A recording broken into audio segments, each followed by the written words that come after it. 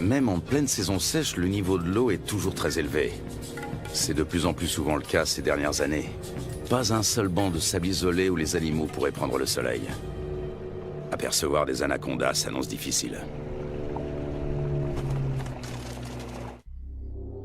Le grand anaconda, aussi appelé anaconda vert, vit à l'est des Andes, près des grands systèmes hydrologiques.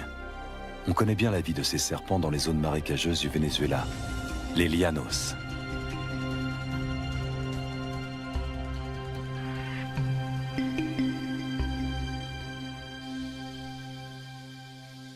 Là-bas, les anacondas mesurent rarement plus de 4,5 mètres de long. Leur proie préférée, ce sont les capybaras, les plus grands rongeurs au monde dont les dimensions peuvent atteindre celles d'un chien berger.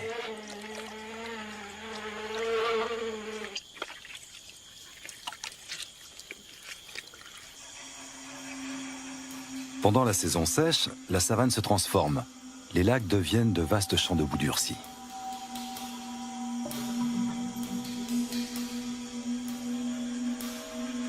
Difficile pour un anaconda de plus de 4 mètres de trouver un point d'humidité qui lui permettra de supporter la chaleur.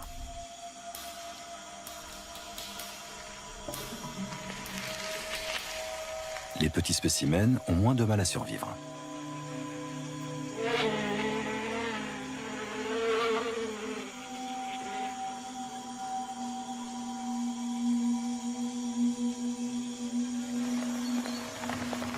Début avril, la saison sèche touche à sa fin et les premières gouttes d'eau se transforment vite en pluie torrentielle. En à peine quelques jours, les étendues asséchées se gorgent d'eau.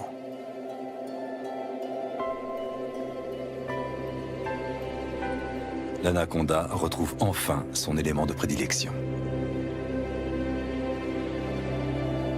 De toutes parts, la savane verdit et renaît à la vie.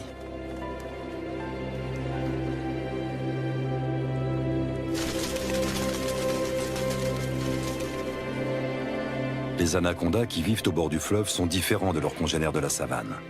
Ils peuvent mesurer jusqu'à 9 mètres de long. Contrairement à leurs congénères vénézuéliens, on sait très peu de choses sur leur mode de vie.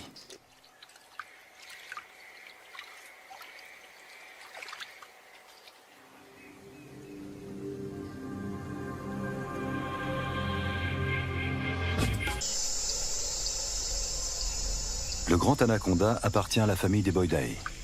Il tue en enroulant étroitement son corps musculeux autour de sa victime jusqu'à ce qu'elle meure étouffée.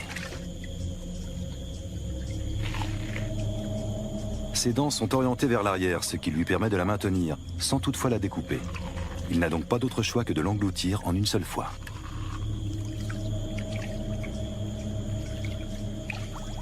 Sa mâchoire et son corps sont capables d'une extraordinaire dilatation. Comme il ne peut déglutir, il détend puis contracte ses muscles. Grâce au mouvement ondulatoire de ses anneaux, il fait progresser sa proie toujours plus profondément dans son œsophage.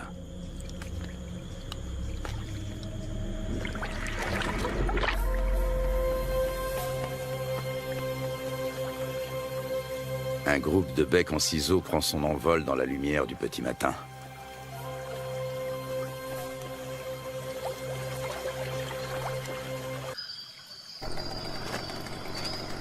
Il y a 2 ans, des chasseurs y ont observé des anacondas de plus de 6 mètres de long. Lutz Dirksen a l'intention de remonter cette piste. Il souhaite également réaliser la cartographie des espèces que l'on peut rencontrer dans la région.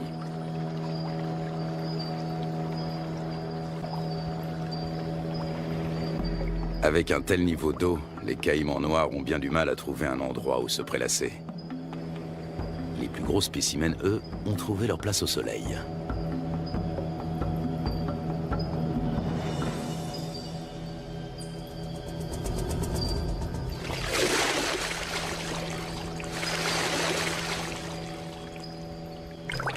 Le caïman noir est le plus gros prédateur du continent. Ses mensurations, 7 mètres de long pour 100 kilos. Des écailles viennent agrémenter sa tête et son dos.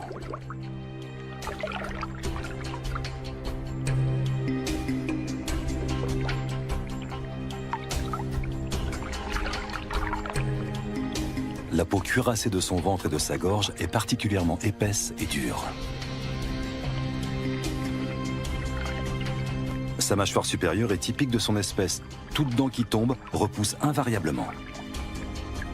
Les petits points qui ornent son museau sont autant de récepteurs ultrasensibles qui lui permettent de localiser ses proies. Au fil de l'évolution, les crocodiliens, dont font partie les caïmans, ont su imposer leur domination. Le caïman commence par suivre le comportement des vautours. Une fois sûr qu'aucun danger ne menace, il vient récupérer les restes de repas que nous avons disposés en guise d'appât.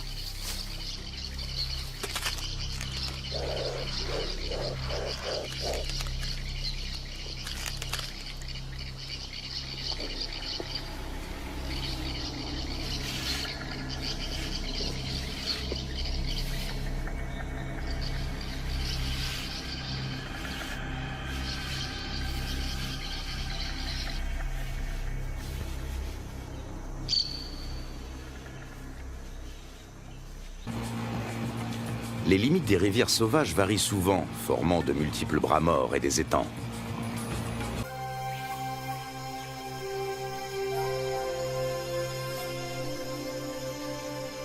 Nous sommes en route depuis maintenant plusieurs heures.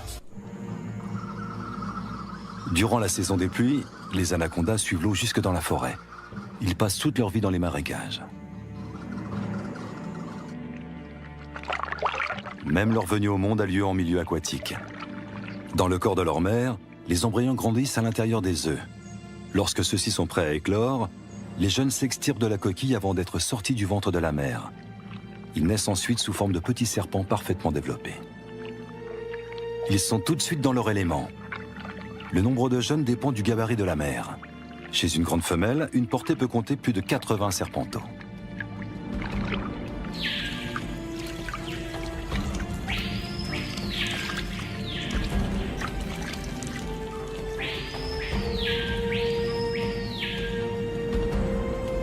Selon les légendes indiennes, les petits dévoreraient leur mère.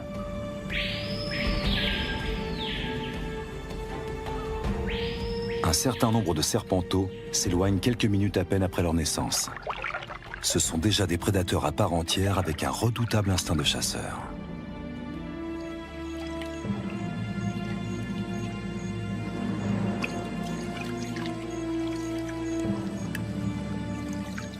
Pour son bain de soleil, cette iguane a choisi une souche d'arbre. Il faudra toutefois attendre plusieurs jours pour que le niveau des eaux baisse. Voici un boa constrictor.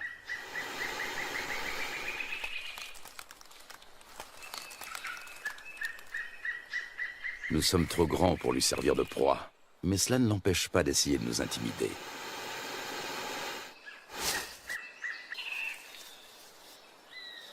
Celui-ci mesure près de 3 mètres. Il s'agit clairement d'une femelle.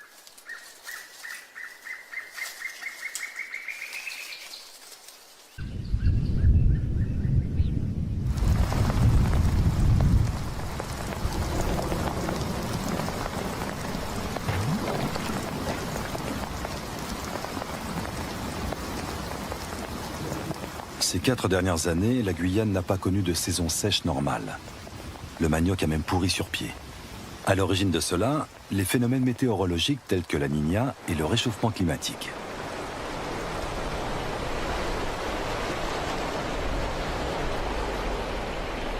Des pluies torrentielles viennent grossir les cours d'eau.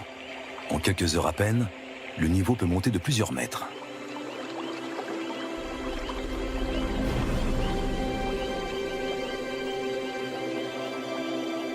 Les forêts qui bordent les rivières ont l'habitude de ces caprices saisonniers.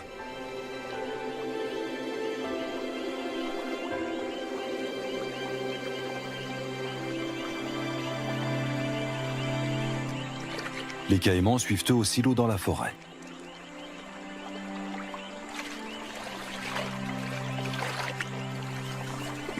Même le tapir trouve de la nourriture sous l'eau. En plus des fruits et des feuilles, il est friand de plantes aquatiques.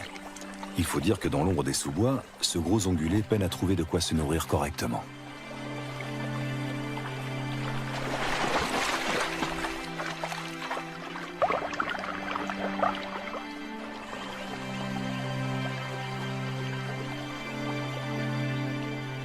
D'autres, en revanche, tentent d'éviter l'eau.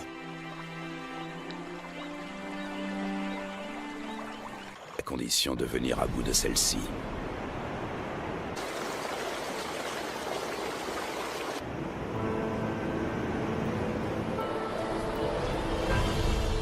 Rapides et cataractes sont fréquents en Guyane. Ils forment un habitat aquatique à part.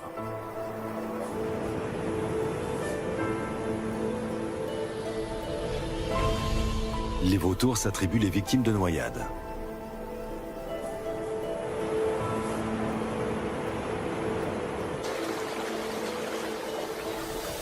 Dans les zones plus paisibles, les hérons se régalent d'escargots et de petits poissons.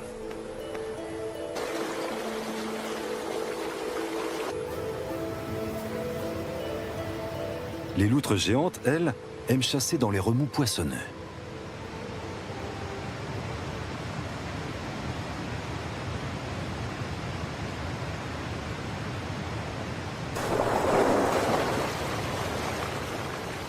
C'est là également que l'oiseau serpent vient pêcher de petits silures. Nous sommes sur le territoire du jacara, la seule espèce de caïman qui évolue dans ces eaux torrentielles. Il est nettement plus petit que le caïman noir. Il s'agit d'un Corallus hortulanus qui vit dans les arbres.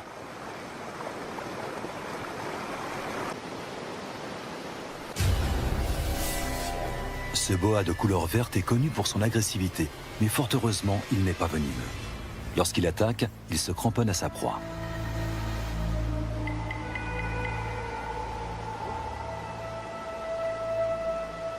Au niveau de sa lèvre supérieure, on distingue ses fossettes sensorielles. Il s'agit de détecteurs de chaleur qui l'aident à repérer ses victimes, même de nuit.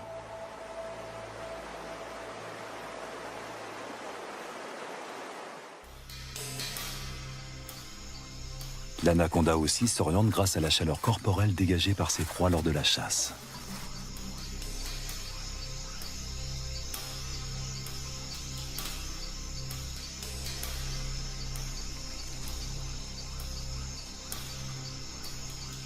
Peut-être distingue-t-il le paca comme à travers une caméra infrarouge.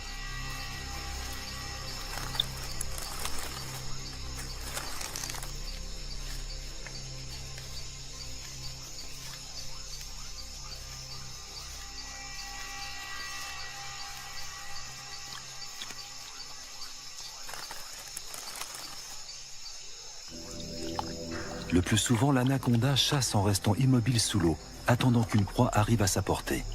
Seul son nez et ses yeux dépassent discrètement de la surface.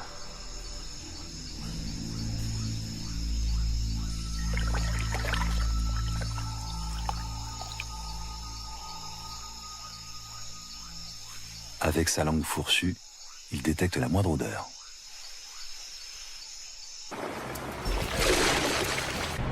Dans le cours supérieur, les eaux sont particulièrement impétueuses.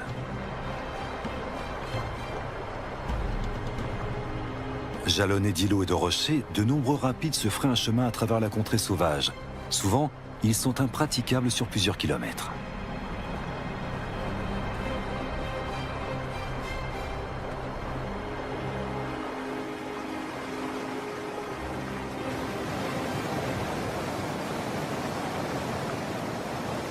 Les jacaras ont compris que les poissons leur tombent directement dans la gueule pour peu qu'ils se placent au bon endroit.